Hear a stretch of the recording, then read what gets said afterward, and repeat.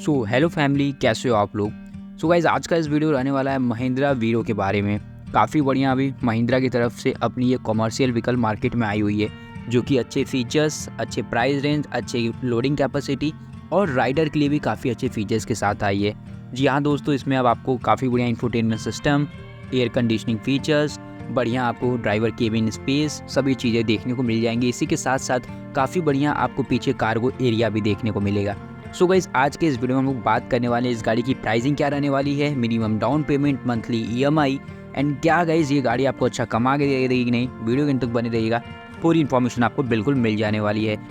और गाइज ऐसे ही कार से related, commercial vehicles related interesting finance detail, loan detail, minimum down payment और EMI वगैरह की वीडियो के लिए हमारे चैनल को सब्सक्राइब जरूर कर दीजिएगा और वीडियो अच्छी लगी तो इसे एक लाइक करके नीचे एक प्यारा सा कमेंट जरूर कर दीजिएगा।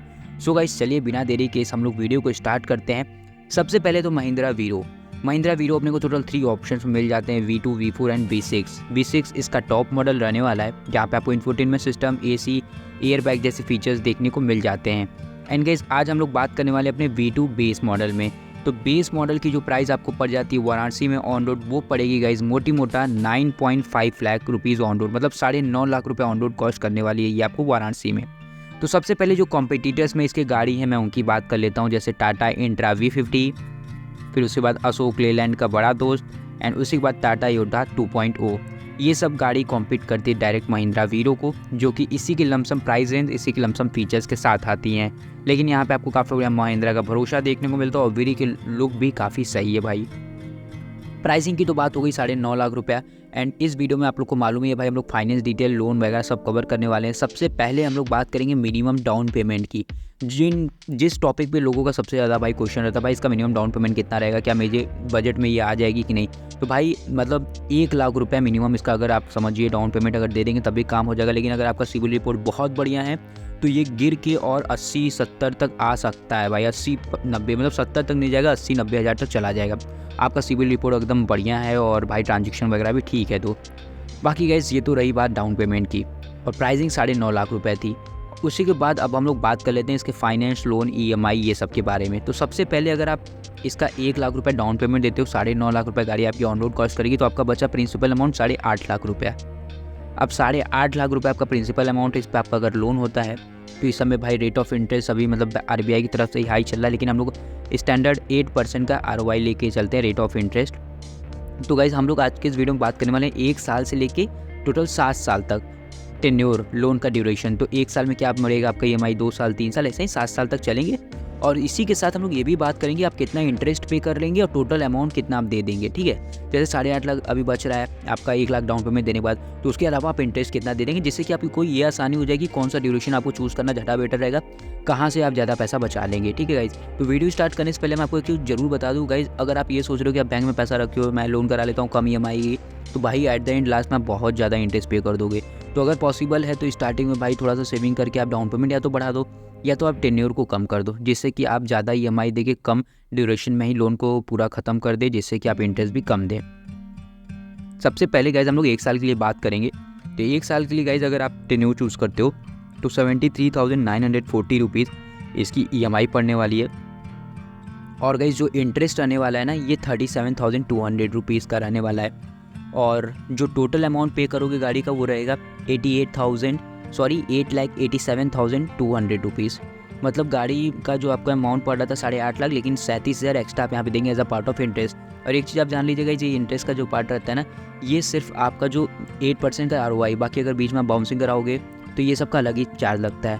और उसी के साथ बढ़ते हैं आगे हम लोग 2 साल का अगर टेन्योर आप चूज़ करते हैं वही 1 लाख डाउन पेमेंट देने के बाद, तो आपका जो भाई ईएमआई पड़ने वाला है 38,400 रुपीज़।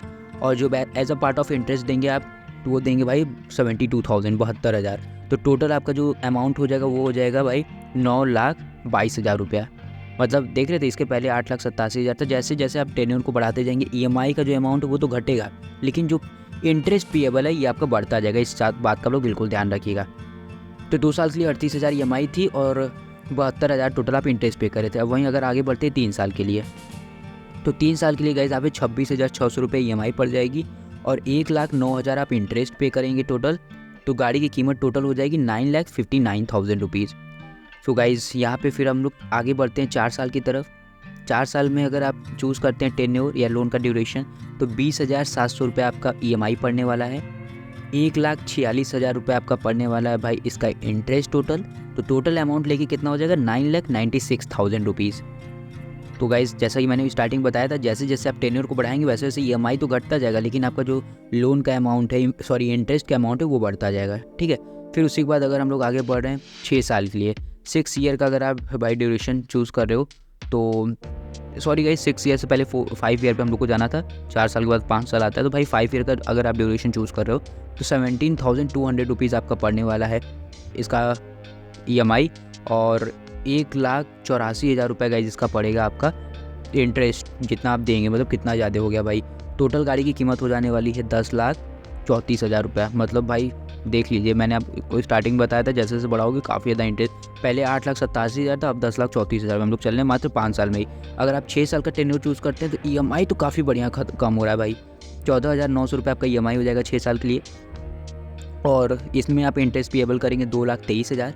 टोटल गाड़ी की कीमत होने वाली है 10,73,000 रुपये, 10,73,000 बस। और आगे बढ़ रहे हैं 7 साल के लिए, जो कि लास्ट रहने वाला है 13,200 रुपीज़ EMI रहेगी, और भाई जो आपका इंटरेस्ट रहने वाला है वो रहने वाला है 2,62,000 रुपये का। टोटल गाड़ी की कीमत हो जाएगी 11,12,000 रुपया। सो गाइज़ जो गाड़ी की मतलब लोन का अमाउंट था वो स्टार्टिंग में 8.5 लाख रुपये था। अगर 7 साल का आप टेन्योर चूज़ करते हो 13,200 EMI आएगा, 11,12,000 रुपये पर पूरा टोटल अमाउंट दे दोगे, और उसमें 1 लाख रुपये डाउन पेमेंट दोगे तो वो चढ़ जाएगा भाई 12,12,000।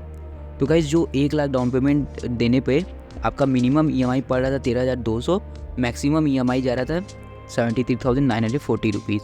अब इसमें से जो गाइज़ अमाउंट है ना, थोड़ा ऊपर नीचे हो सकता है, वेरी कर सकता है, लेकिन लमसम आपको बिल्कुल मालूम, लमसम क्या मतलब एग्जैक्ट मालूम चल गया, थोड़ा ऊपर नीचे हो सकता है।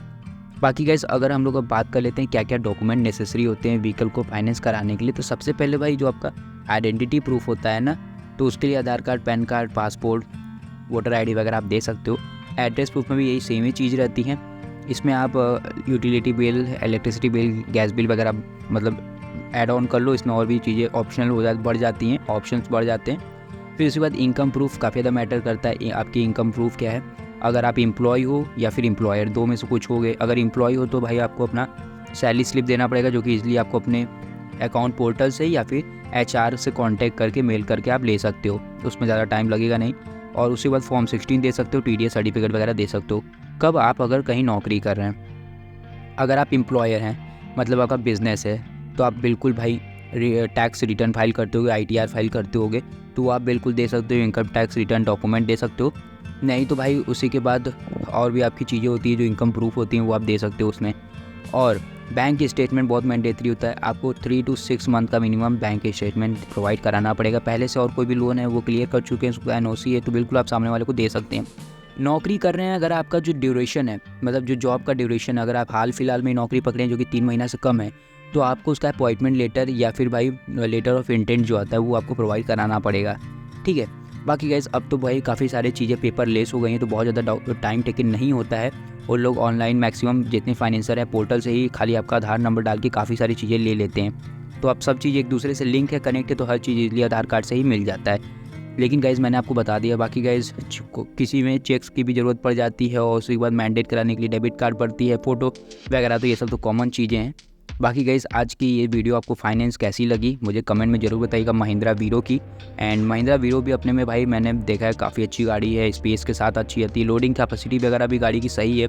यहाँ पे आपको 1600 kg तक की लोडिंग कैपेसिटी मिल जाती है। गाड़ी काफ़ी बढ़िया 1500 cc 3 सिलेंडर भाई डीजल इंजन मिलता है, जहाँ पे 59.7 किलोवाट की पावर 3500 RPM पे मिलती है, और 210 Nm का टॉर्क मिल जाता है वो 2000 RPM पे। गाड़ी बढ़िया है भाई, दिखने में भी सही है। बाकी आप लोगों को वीडियो कैसा लगा कमेंट सेक्शन में जरूर बताइएगा। वीडियो अच्छा लगा इसको लाइक करिएगा, चैनल पर नहीं इसको सब्सक्राइब करिएगा। मिलता हूँ नेक्स्ट वीडियो के साथ, till then take care, bye bye.